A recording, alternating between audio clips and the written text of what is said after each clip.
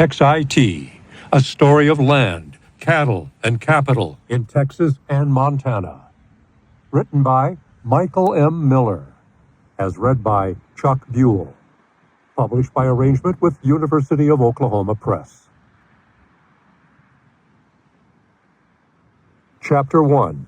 Cowboys and Capitalists. Arguably, modern America is a result of the actions and events of the Gilded Age. Although American industrialism is most associated with the teeming metropolises of the Northeast and Midwest, belching smoke from their coal-powered forges and factories, Americans often forget that feeding the industrial might emerging from those forges and factories were the minerals, forests, and pasture lands of the relatively recently settled American West. A hallmark of the story of the American West are the cattle trails that wound north out of Texas in the wake of the Civil War. What is less known is how the largest ranch in the Lone Star State, the almost mythical XIT, also, for a time, dominated the landscape of the Rocky Mountain Front Range. Operating much like the more familiar factories and financial organizations of the Gilded Age, the XIT Ranch for a brief time became one of the most productive cattle operations in the West. It thus established a legend that further obscures the true story of how the backup plan for a group of Chicago land developers, with the support of an international cartel of investors, grew into a cattle ranch that sprawled from Texas to Montana. From 1885 to 1912, the 3-million-acre XIT Ranch of Texas reigned as truly a nation in itself, an empire. At its height, the XIT controlled as many as 140,000 cattle in at least 5 states.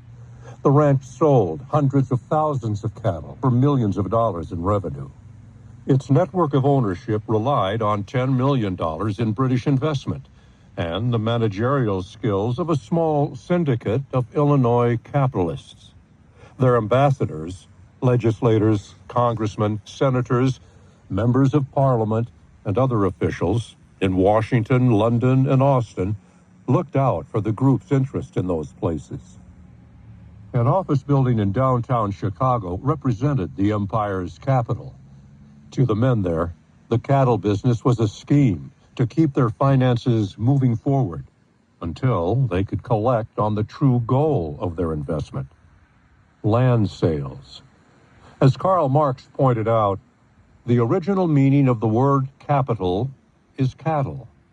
Cattle represented money on the hoof, and the men in charge of the project's success aimed to keep their investment growing. Words like pecuniary and peculiar originated from similar Old English words that meant both finance and cattle. The history of the ranch certainly lends many opportunities to apply both of those terms. Its operation highlights the growing appetite of American capitalism, as H.W. Brands has written.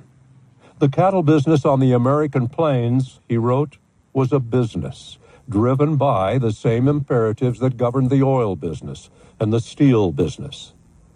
A network of finance and politics created a virtual empire of meat across the country during the 1880s and 1890s.